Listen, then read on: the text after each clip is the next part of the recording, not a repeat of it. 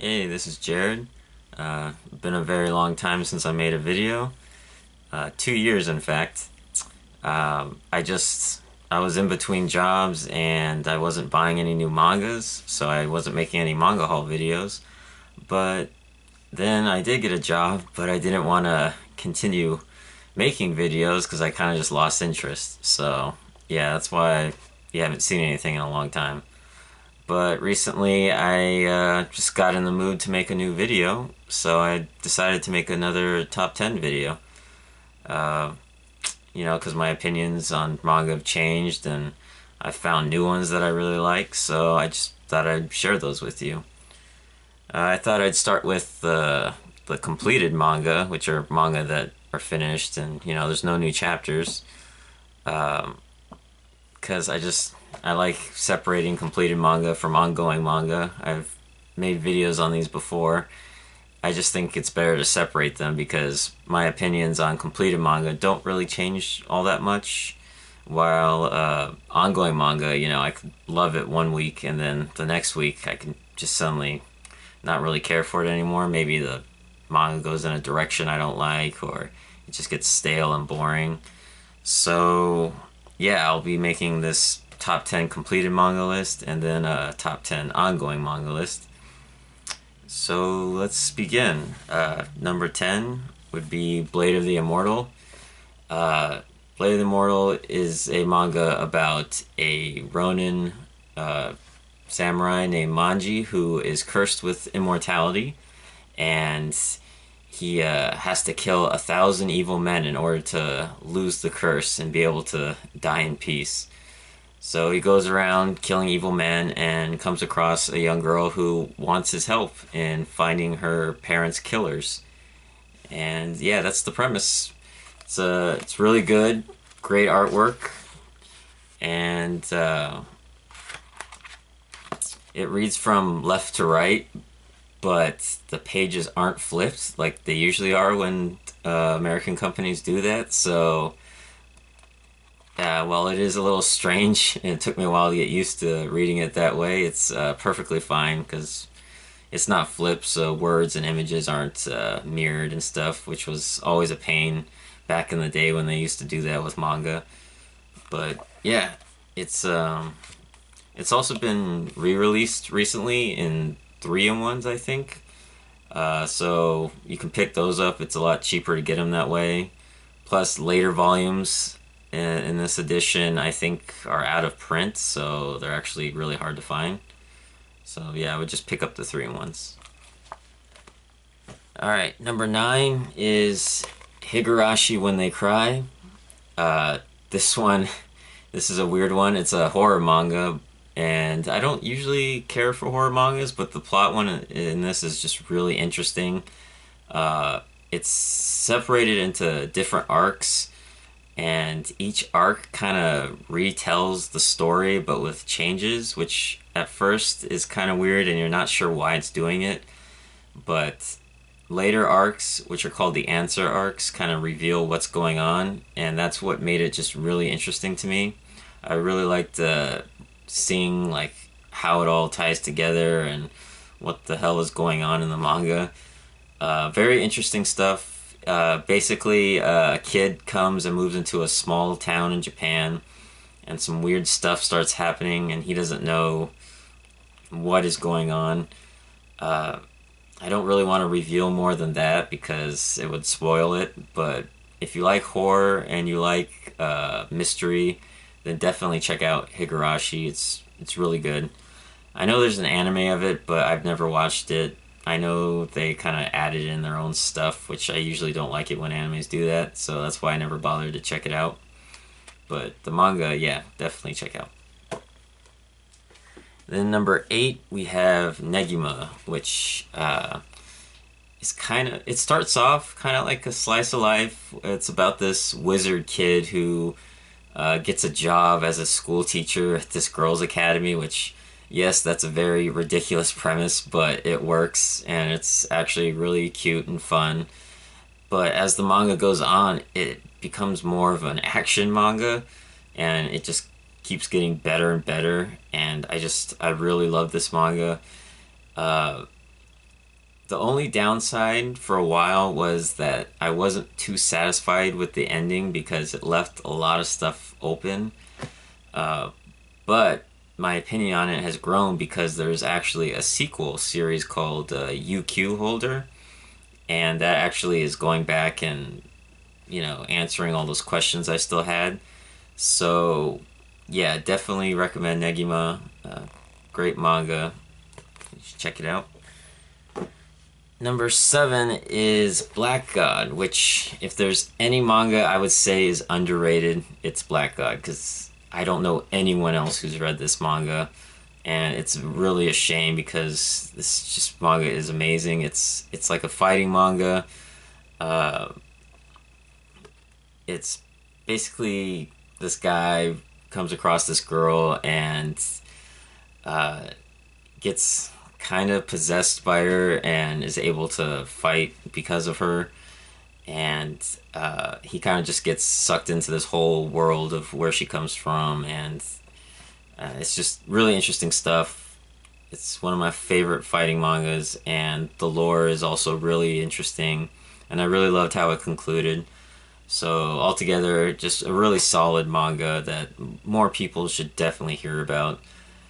I think it probably would be more successful if they just released a anime of it, because a lot of people don't read manga. Like, the anime community is really huge, while the manga community is actually just a lot smaller part of it. Because animes like Attack on Titan and My Hero Academia, well, they were popular when they were just manga, but it wasn't until they became anime that they really exploded. So it's a shame that has to happen for a manga to get the spotlight, but that's just how it is. But yeah, Black God, definitely check it out. And number 6, we have Parasite. Parasite has actually gotten a lot more popular since my last video making days, because they did actually release an anime of this, and it was really good, and I'm glad they did.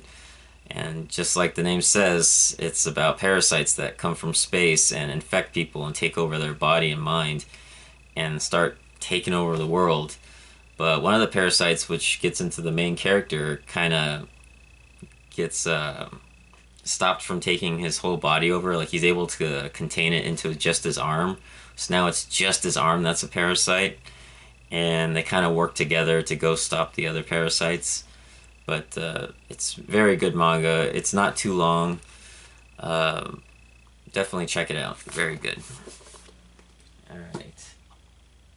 Number 5 is Claymore. Claymore is kind of a European medieval fantasy series about this group of women called Claymores that go around and hunt demons, basically. And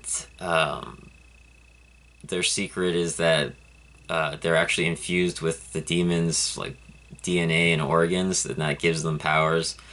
But it only works well with women and not men, which is why all Claymores are women. And it's really damn good. Really great series. I love that medieval fantasy stuff. I just love fantasy in general, so that's kind of what got me hooked onto it.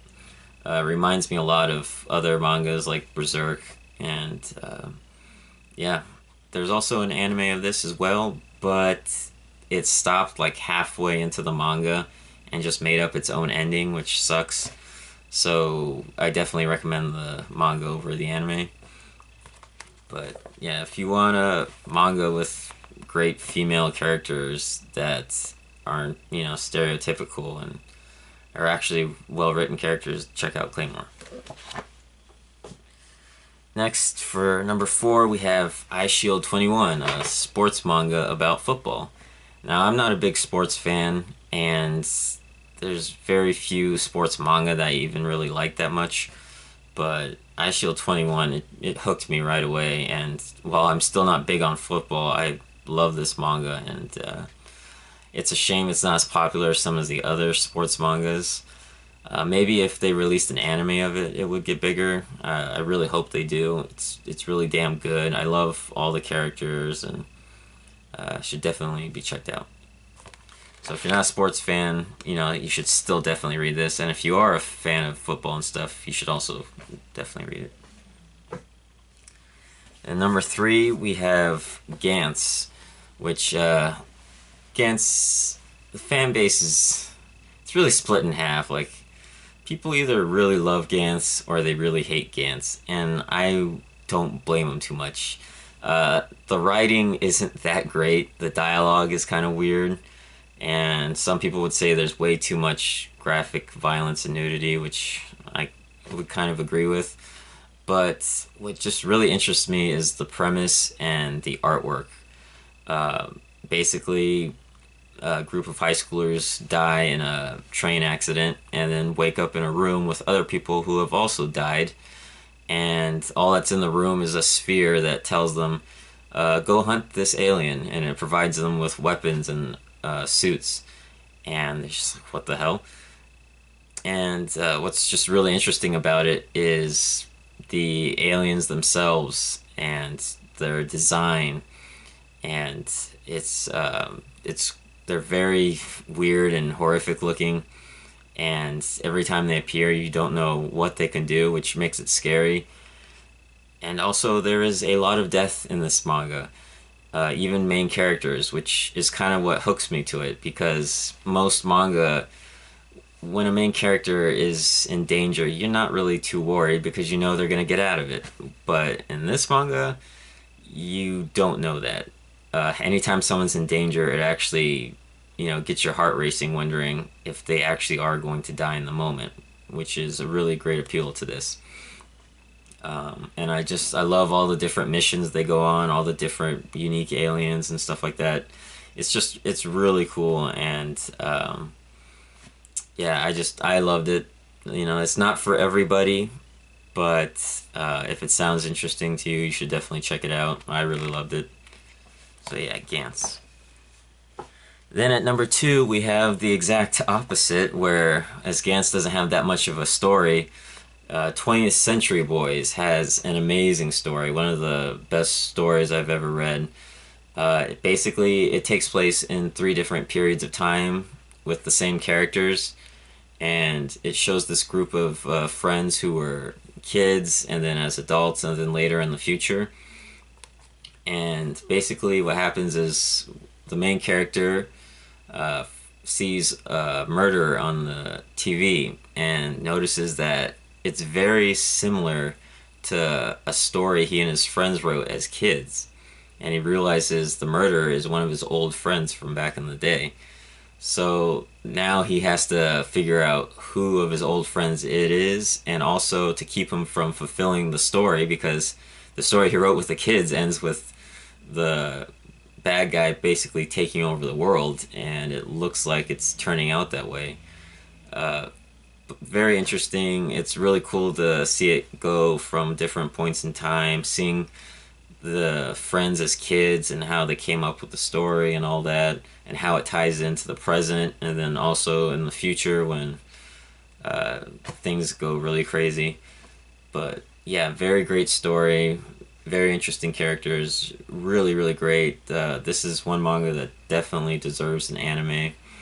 I know they released a 3-part live action movie series, which I never really checked out, so I don't know if it's any good or not, but definitely read the manga. They've also recently re-released the series in 3-in-1s, I think, maybe 2-in-1s, I don't know. But I would recommend getting those just to save money. But if you've already been collecting these volumes, it's not really that worth it, because these volumes are actually really good quality. They have dust jackets, and the pages are really high quality, and it's obviously a lot taller and wider than the standard mangas, so these are actually really nice. But if you want to pick this manga up for the first time, then yeah, just get the 3-in-1s. It saves you a lot of money. And then finally, number one, my favorite completed manga is Full Metal Alchemist. I love these characters, I love the lore, the story, just everything about it. Even though I had the standard editions, I started buying these collector's editions that are like not quite 2-in-1s, but about 1.5. So I think altogether there's going to be like 17 or 18 volumes. But these hardcovers are just really nice. It has brand new artwork just for these mangas. It has colored pages and high quality paper. Just really damn good. And this is one of the few mangas where I would say either read it or watch it, because the anime Full Metal Alchemist Brotherhood is amazing. It perfectly adapts the manga, and the voice acting is great. Even the English voice acting is good, which normally I don't like dubs because I think the voice acting isn't very good. But the dubbing for this is actually really good. So yeah, no matter what way you want to experience it, definitely experience Full Metal Alchemist. Really good. And yeah, that's it. So stay tuned for the next video of my top 10 ongoing manga.